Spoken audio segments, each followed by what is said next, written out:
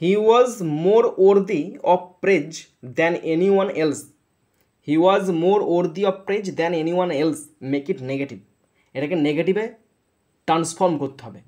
নিশ্চয়ই এটা অ্যাফার্মেটিভ সেন্টেন্সে আছে, মানে হ্যাঁ বাচকে আছে, আর এটাকে না বাচকে চেঞ্জ করতে হবে।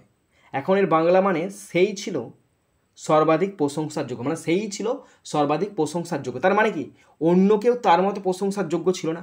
ভালো করে বোঝো জিনিসটা, সেই ছিল প্রশংসার যোগ্য, তার মানে কি অন্য কেউ তার মতো প্রশংসার যোগ্য ছিল না, তাই না? তাহলে তখন ইংলিশটা হবে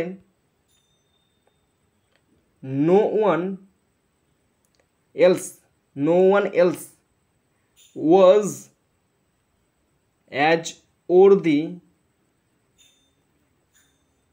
of, as worthy of praise, PRAIS praise, as he was. Stop.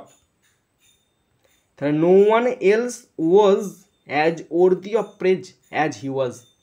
সে মানে অন্য কেউ তার মতো এত প্রশংসার যোগ্য ছিল না, তার মানে কি সে ছিল সর্বাধিক প্রশংসার যোগ্য।